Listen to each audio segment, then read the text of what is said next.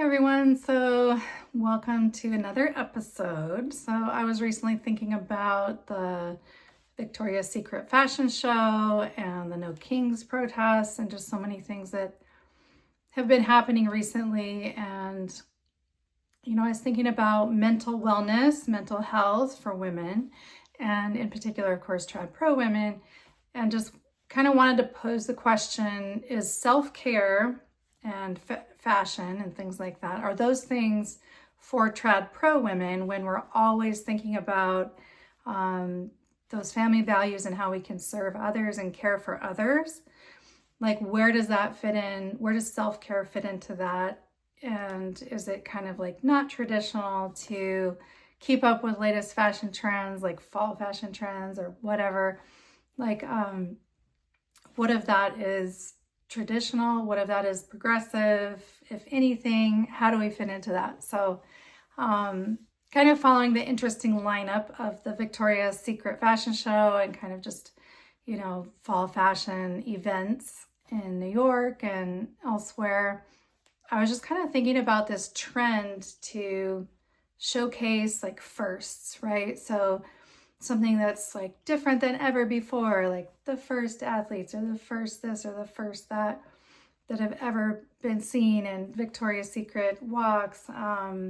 We've had a lot of, in fashion, had a lot of this kind of like plus size model versus the traditional or archetypal, like tall, skinny models for fashion, kind of that juxtaposition and that contrast, and people kind of being like into that new and different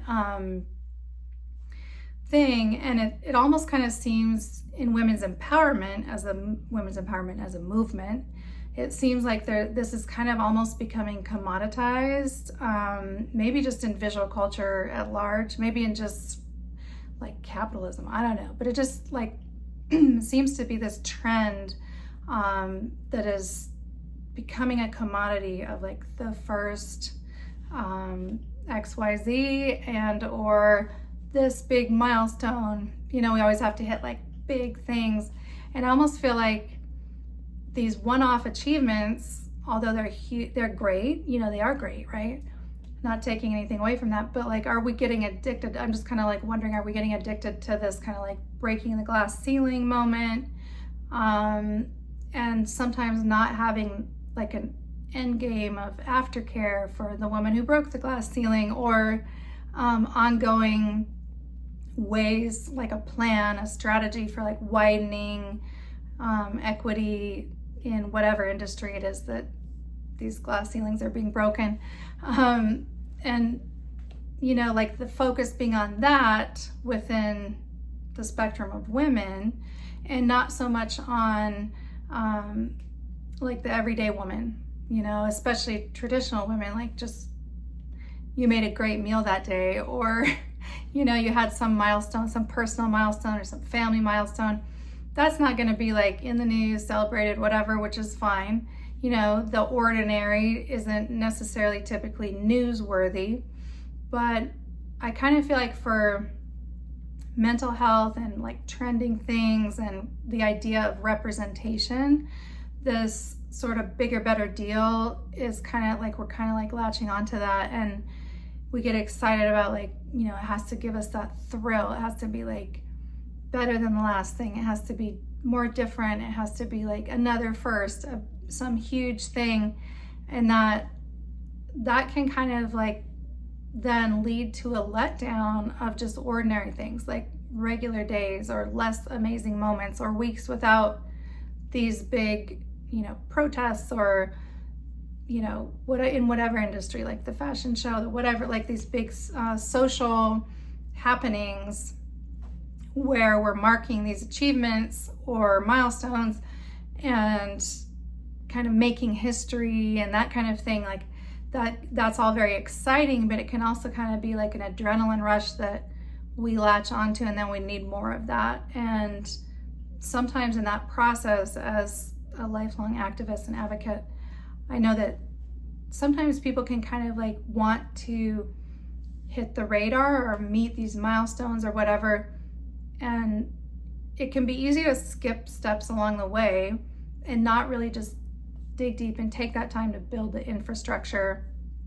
meaning like when we're planning a big moment, then how is that going to affect women everywhere? Is there going to be a plan for uplift and encouragement of, you know, various categories of women or whatever, if within the women's empowerment movement, you know? So I'm just kind of like wondering, are we skipping some steps with things recently with pro-women movements, whether it's traditional progressive, whether it's Tradpro, whether it's feminism and women's empowerment in the workplace, or women's empowerment in mental health, or whatever field or industry. I hope that we're kind of like making note of that as women. Just like be sure to track your own like response and reaction to things, so that we're not getting like addicted to like the next best thing and the big thing. And even in relationships, I think that there's a difference between like something just kind of falling flat or being like, you know, like an average little state of a marriage or a relationship, versus it like really reaching catastrophic levels of not working. And sometimes those average days just, you know, like might not seem super celebratory or super remarkable because they're just kind of the norm. But those are the things that really build that stability and that sustainability throughout. That's the undercurrent that women need, you know, like we need that stability. We need that sense of balance. And so, you know, while we're kind of championing these firsts and these breakthroughs and these big moments in history, I hope that we can also kind of think of women who are like not necessarily at the forefront being positioned as a leader or a first in any category, but just like the, you know, who's uplifting the women who are at home raising kids with disabilities, or maybe at home with an ill partner that they're taking care of, or at home with a new baby, or maybe one who has an empty nest, or somebody who wants a child but just cannot find that great partner to co-parent with, and so hasn't yet had that experience. Just, you know, women who are working every day to stay caught up on laundry and dishes and cooking and cleaning and vacuuming and bathrooms and gardening and just like caring for the kids and our grandkids and ourselves. So I feel like it's super amazing to celebrate, again, these milestones, but for women's diversity, women's achievements, women's just, you know, women's empowerment, women being visible, because I think that that's like the progressive side of Tradpro. Like we need to uplift and encourage and humanize and put value on women in general and on achievements of women in particular. But I think that there's also that like representation matters in all categories, not just in, you know, picking and choosing categories that might look super like amazing, you know, on camera. Cause yeah, like where's the woman being celebrated who reached a milestone of like potty training a kid with disabilities when it took like 4 years or 6 years or however long to do that? Like, I don't think that we have an attention span as a society right now to track, like, to wait to cheer somebody on for that long. Like, we just need it to be like a moment, and then we need the next moment.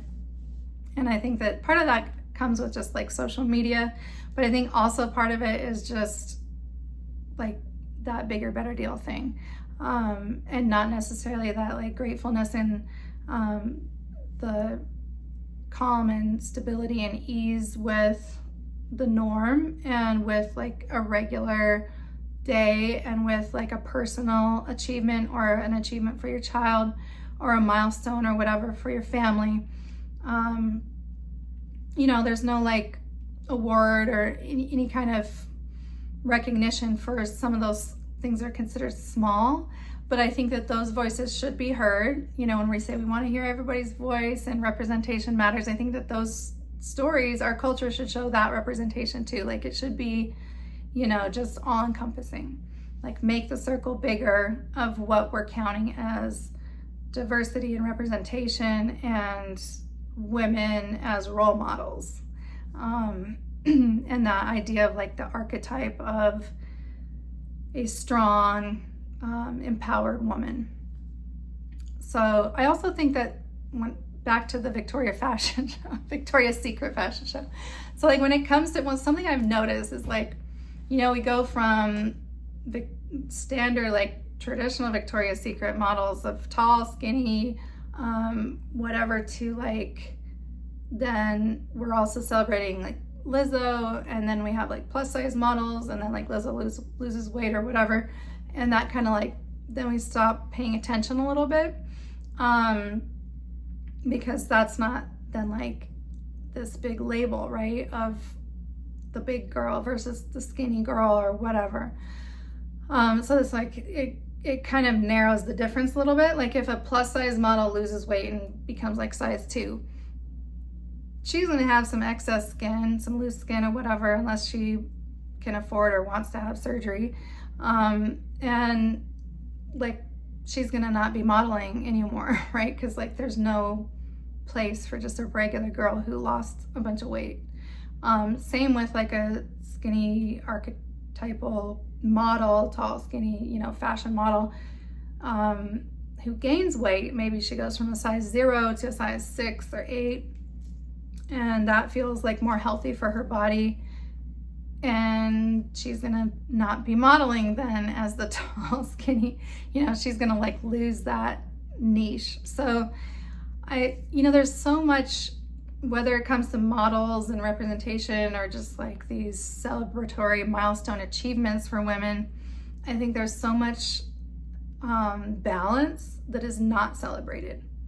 And that just like is a big gap for me that I'm noticing, in not just for women, but I mean a lot of things in culture. But Tradpro, we're talking about traditional women or submissive roles within the family, caregivers, nurturers, domestic artists, that kind of thing. So I think that for us, like, it's important for the ordinary to be remarkable. Like, it's important to like not underplay how remarkable, how lucky your partner is, like how, your meal that you created, how like awesome that is, right? And how amazing it is to share that with somebody. Because I think those are the moments that really like make the bulk of culture and society and family and who we are, even as individuals. And so like those like unremarkable moments are really like the balance that we need to have wellness, have health and vitality. And I think that, like it just seems like balance is what's not trending. And that is a problem, I think, because what does that do to our mental health? When balance is literally what women need for health and happiness. Like literally, probably every single human being needs a little bit of that. But speaking in this Tradpro women genre, like literally we need our hormones balanced. We need to balance, like not eating too much, not eating not enough as well. Like for health and nutrition, no matter our age, I just feel like balance is key to our happiness and our overall well-being. Even when it comes to fitness, like you can either like avoid working out, not work out and not stay fit, or you can also like jump into fitness so much that you're neglecting other responsibilities and it becomes imbalanced, right? So there can be balance or imbalance, and some of that can be choice. Like maybe you want your life like leaning in a direction and not like, evened out in that category or whatever. Maybe that's like your focus, which is fine. But like just the idea of balance, I think, needs to become a little bit more popular, hopefully. That would be awesome, because I think that it's so important for women. Like we want to be pretty, right? We want to be fit. We want to be, like happy, healthy, all of the things. But like we have a budget, so we can't just go buy all the clothes and makeup and everything for the beauty part of it. We can't just spend all our time working out, or else who's gonna clean, cook, take care of the kids, all the other things. So I know that with career women, we talk a lot about like work-life balance, but I think with mothers, wives, homemakers, just traditional women, there's kind of like an others and self balance more than, I mean, for single moms, single women, career women, we have to pay all the bills. So there's that like work-life balance, but there's also this sense of like duty to family. And we need to create that others and self balance where we are still filling our cup so that we can still pour out and we have something to give, right? Even if you can't do that for yourself, like if you feel like self-care is selfish or whatever, and you're like, I can't carve out an hour a day for me. Like what? I don't have that time. I have to do this and this and this and this for all these different people in my life. So if that's you, because that's been me before, I know that can kind of like be a little bit of an excuse because there's 24 hours in every day. And yes, 23 of those you could give to everybody else. But, or maybe not fully 23 because you need to sleep. But anyways, you can at least carve out 1 hour within your waking hours for you to balance things out, because, and even if you can just do like 15 minutes 4 times a day, 4 15-minute breaks, that's an hour, like 2 half-hour breaks, 2 30-minute breaks, or just like 1 whole hour to do the basics like movement, nutrition, like preparing food for yourself, working out, planning your sleep, just like that basic thing. Like sometimes it takes an hour to just prep for your own nutrition and movement and sleep for that day. Or you might want to use part of that hour to catch up on one of those 3 things. Or maybe you've already got like your movement and nutrition and sleep down, and you could carve out an hour for something that just like makes you smile. And that might be something like fashion, like adding a bunch of trending outfits to your like Amazon wish list so you could like look at it later if you have money in the budget to buy clothes, or maybe some other memento or book, or like a new fragrance, or one of those super awesome fall candles that make your house smell amazing. Just like something for you, something that makes you smile.